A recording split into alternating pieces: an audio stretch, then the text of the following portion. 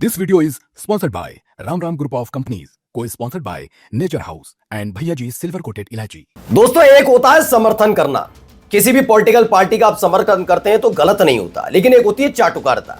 वो भी तब जब आप पत्रकार हो, वो भी तब जब आप साधु हो, वो भी तब जब आप संत हो, वो भी तब जब आप अपने आप को सबसे बड़ा कथावाचक और सबसे बड़ा पर्ची वाला बाबा कहते हो। ये तमाम चीजें पिछले 24 घंटे में खुल गई हैं कि इस देश की मीडिया ने अब सारी हदें पार कर दी हैं। तो वहीं अब ये जो साधु संत दिखते हैं, इनमें ज्यादातर साधु संत ऐसे हैं जो सत्ता आशीर्वाद प्राप्त है या फिर सत्ता को आशीर्वाद देने के लिए बैठे हुए हैं। आज यही मैं आपको दिखाने जा रहा हूं कैसे अखिलेश यादव ने पिछले 24 घंटे के अंदर 2 बड़े बयान दिए और दोनों बड़े बयानों में पोल खुलती है कि कैसे ये सारे के सारे सिर्फ और सिर्फ सत्ता की चाटुकारिता करने में जुटे हुए हैं।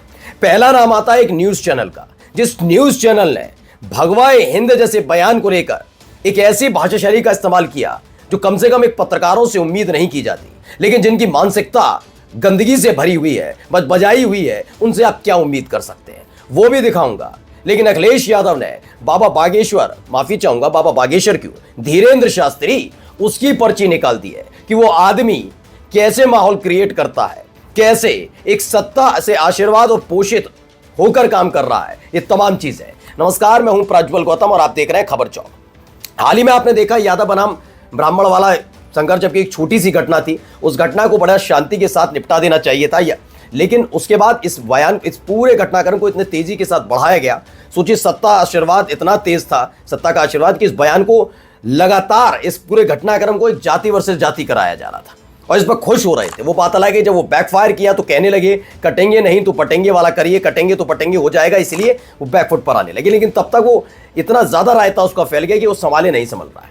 अब सोचिए, आजमगढ़ जाते हैं अखिलेश यादव आजमगढ़ जाकर समाजवादी पार्टी के दफ्तर का उद्घाटन करते हैं। इस समय पूजा अर्चना की जाती है और इस दौरान अगर वो ब्राह्मणों से पूजा अर्चना कराना चाहते हैं, वहां पर जो पूजा अर्चना होती है, जब भी किसी नई इमारत के घर में या फिर कहीं दफ्तर में जाते हैं तो पूजा अर्चना होती है, उसको अगर ब्राह्मणों से कराते हैं तो इतना ज्यादा होता है कि ब्राह्मण उनका बॉयकॉट करते हैं। ये बात सच थी, लेकिन जो ब्राह्मण साथ देते हैं वो कहते हैं इसका कोई मतलब नहीं है। वो जब आजमगढ़ में उन सपा दफ्तर का पूजा अर्चना कर देते हैं तो उन ब्राह्मणों के खिलाफ सत्ता पोषित ये जो तथाकथित अपने आप को ब्राह्मण बनना है, वो मोर्चा खोल देते हैं, बॉयकॉट करते हैं। ऐसे ब्राह्मणों को हटाओ जो अखिलेश यादव है। अखिलेश यादव बाहर से थोड़ी ना आए, खैर उनके बारे में बाद में बात करेंगे, दिखा भी चुका हूं। लेकिन अब इन सब के बीच फिर से धर लिए गए हैं बाबा बागेश्वर नहीं, धीरेन्द्र शास्त्री। चलिए, धीरेन्द्र शास्त्री के भगवाए हिंद पर अखिलेश यादव ने दिया जवाब। कहा, मैं तो एक ही बात जानता हूं। क्या कहा इन्होंने, बताता हूं। दरअसल ये जो बागेश्वर धाम का पीठाधीश्वर है, ये धीरेन्द्र शास्त्री, ये कहा कि हम किसी मजहब के विरोधी नहीं है। अच्छा, कुछ ताकतें गजवाए हिंद बनाना चाहती हैं, लेकिन हमारा एक ही सपना है कि भगवाए हिंद होना चाहिए। अब शास्त्री के इस बयान पर समाजवादी पार्टी के राष्ट्रीय अध्यक्ष अखिलेश यादव ने प्रतिक्रिया दी। अब इन दोनों बयानों को पढ़िएगा। गजवाए हिंद कौन बना रहा है, किसने कॉन्सेप्ट दिया, इस धीरेन्द्र शास्त्री को किसने बताया ये गजवाए हिंद बन रहा है, ये कहां से इसने सीखा, कौन से, और फिर कहता है कि ये आदमी कि भगवाए हिंद कैसे हो जाएगा। ना ये देश हिंदू राष्ट्र और ना ये देश मुस्लिम राष्ट्र। पहले ही सुन लीजिए, जिन्हें अच्छा लगे ठीक, लेकिन हकीकत है जब मुस्लिम राष्ट्र का जिक्र नहीं है और ना हिंदू राष्ट्र का जिक्र है, और जो कहते हैं ये देश मुस्लिम राष्ट्र बनेगा तो उनके खिलाफ भी सख्त कार्रवाई, और जो कहते हैं हिंदू राष्ट्र बनेगा उनको भी घसीट कर ले जाइए जेल, क्योंकि ये संविधान के तहत चलने वाला है। लेकिन क्या होता है, जो मुस्लिम राष्ट्र कहते हैं जो है गलत, उनके खिलाफ तो कार्रवाई होती है, लेकिन जो हिंदू राष्ट्र चिल्लाते हैं, इन्हें सत्ता का आशीर्वाद है, इनके खिलाफ कार्रवाई नहीं होती। ये भगवा हिंद क्या होता है, किसने कहा भगवा हिंद, कहीं संविधान में लिखा है, कहीं कानून में लिखा है, नहीं।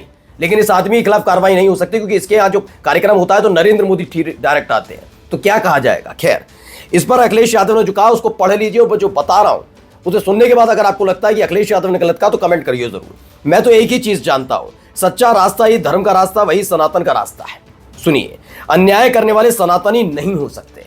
सुनिए, भेदभाव करने वाले सनातनी नहीं हो सकते। गलत है क्या, नहीं।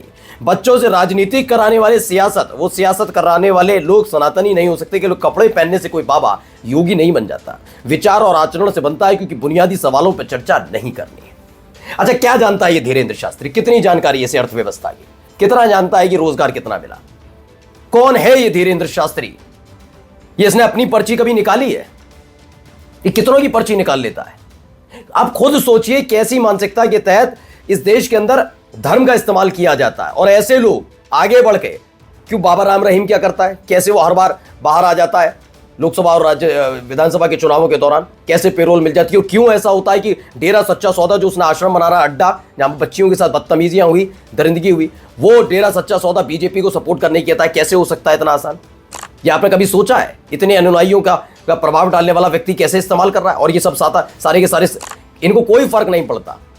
ये बागेश्वर जैसे लोगों का इस्तेमाल किया जाता और ये भी अपने अनुयायियों का इस्तेमाल कर रहे होते। खुलकर बोल रहा हूं जिम्मेदारी के साथ, वरना एक व्यक्ति जो भी कथावाचक हो या जो भी हो, वो सिर्फ सनातन की बात करेगा, धर्म की बात करेगा, वो बात करेगा अपने देवी देवताओं की, हमारे सनातन की। ये बार बार गजवाए हिंद, भगवाए हिंद, मैं ये और मैं क्या जानता है धीरेन्द्र शास्त्री? क्या? कुछ नहीं। लेकिन क्या है ना, जैसे रख रखे हैं वो ट्रोलर नहीं रख रखे, वैसी ही भाषा शरीफ इस आदमी की। धीरेन्द्र शास्त्री ने कहा था अभी वर्तमान में कहीं भाषा तो कहीं क्षेत्रवाद की लड़ाई चल रही, कहीं जातिवाद की लड़ाई चल रही, लेकिन हिंदुओं को बटन नहीं देना है। उन्होंने कहा जातिवाद से ऊपर उठकर राष्ट्रवाद के लिए जीना चाहिए।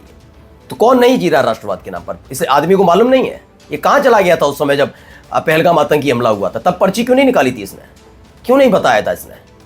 इस देश का एक एक व्यक्ति, इस देश का मुसलमान भी साथ खड़े होकर कह रहा था, क्योंकि मुसलमानों को तो कह दिया जाता ना ये तो पाकिस्तान जनरेटेड है, पाकिस्तान का समर्थन करने वाले पाकिस्तानी हैं, अफगानिस्तानी हैं, आईएसआई के हैं, आईएसआई के हैं, ये सब कहते हो ना। ये कहां चला गया था उस समय पहलगाम आतंकी हमले के वक्त, ऑपरेशन सिंदूर के वक्त? कहां था ये? आज इसे राष्ट्रवाद याद आ रहा है। तो ये स्थिति है इस देश के अंदर। साधु संतों का ना एक अपना बहुत बड़ा वृहद इतिहास है। पढ़े लिखे, जानकार, हमेशा समाज को जोड़ने वाले, धर्म के बारे में बात करने वाले साधु संत भी हैं। लेकिन आज वो कहीं खोए हुए हैं। कितनों को जानते हैं? नहीं। लेकिन आप जानते ऐसे के होंगे जो खुद विवादित हैं, जिनके बयान ऐसे हैं, जो ऊट पटांग हरकतें करते हैं। केवल उनको ही आगे बढ़ाया जा रहा है क्योंकि जनता उनसे जुड़ रही है, उनसे जुड़ती है, वो बीजेपी के लिए काम करने लग जाते हैं, काम खत्म।